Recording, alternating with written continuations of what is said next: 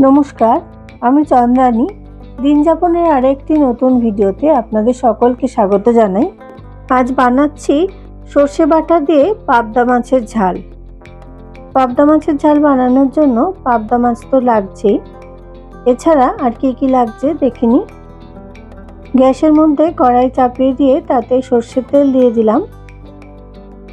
এরপর নুন আর হলুদ দিয়ে মাখিয়ে রাখা পাবদা মাছগুলো এক এক করে কড়াইতে ছেড়ে দেব।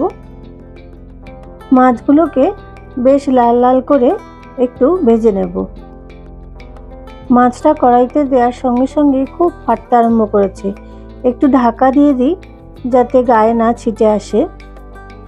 মাছটা একদিকটা ভাজা হয়ে গেছে, আমি অপর দিকটা ভাজবার জন্য মাছটাকে উল্টে দিচ্ছি। দুদিকটাই একটু লাল লাল করে ভেজে নেব। বেশি লাল করব না, তাহলে আবার মাছটা শক্ত হয়ে যাবে। মাছটার থেকে খুব সুন্দর একটা গন্ধ বেরোচ্ছে। এইভাবে আমি সব পাবদা মাছগুলোই এক এক করে ভেজে নিচ্ছি।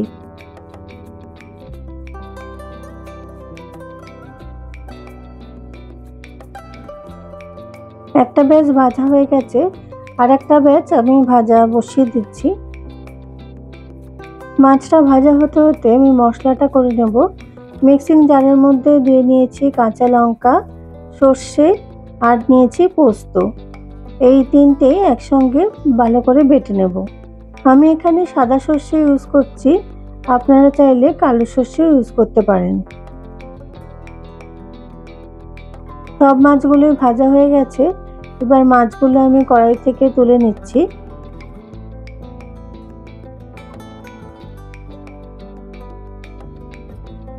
এবার এই গরম তেলটার মধ্যেই আমি কয়েকটা টুকরো বেগুন কেটে রেখেছিলাম, সেই বেগুনগুলো দিয়ে দেব।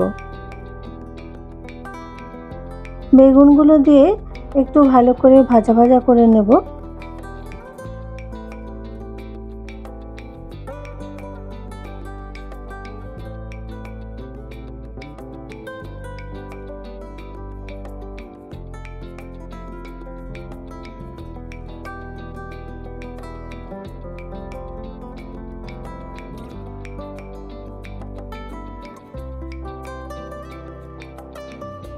বেগুনটা ভাজা হতে হতে আমি অপর দিকে 1 চামচ কালো জিরে ফোড়ন দিয়ে নিলাম।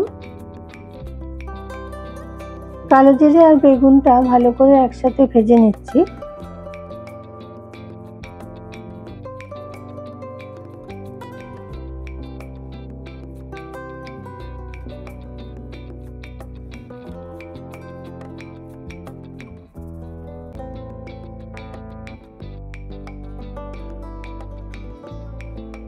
বেগুনগুলো ভালো করে ভাজা হয়ে গেছে। এরপর যেই মশলাটা আমি বেটে রেখেছিলাম সর্ষে, কাঁচা লঙ্কা আর পোস্ত, সেই মশলাটা এবার দিয়ে দেব। দিয়ে ভালো করে আবারও নাড়াচাড়া করে নেব।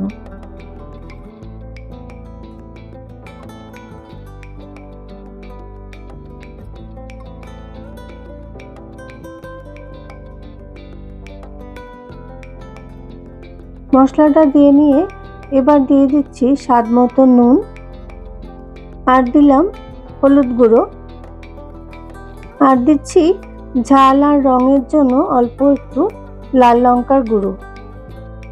গুঁড়ো মশলাগুলো দিয়ে আবারও কড়াইতে ভালো করে একটু নাড়াচাড়া করে দিচ্ছি। বেগুনটা যেহেতু ভালো করে ভেজে নিয়েছিলাম, তাই বেগুনটা সেদ্ধই হয়ে গেছে। এবার ভেজে রাখা মাছগুলো এই ঝোলটার মধ্যে দিয়ে ভালো করে ফুটিয়ে নেব। আর ফুটিয়ে নিলেই তৈরি হয়ে যাবে সর্ষে বাটা দিয়ে পাবদা মাছের ঝাল। একটুখানি ঢাকা দিয়ে দেব যাতে ঝোলটা তাড়াতাড়ি ফুটে যায়। ঝোলটা এবার ফুটে গেছে। এবার কয়েকটা চেরা কাঁচা লঙ্কা ওপর দিয়ে ছড়িয়ে দিলাম। সর্ষে পোস্ত বাটা দিয়ে পাবদা মাছের ঝাল একদম তৈরি। প্লেটে সার্ভ করে দিয়েছি। আজকের এই রেসিপিটা আপনাদের কেমন লাগলো আপনারা অবশ্যই আমাকে কমেন্ট করে জানাবেন, এবং ভালো লাগলে একটা লাইক করতে ভুলবেন না।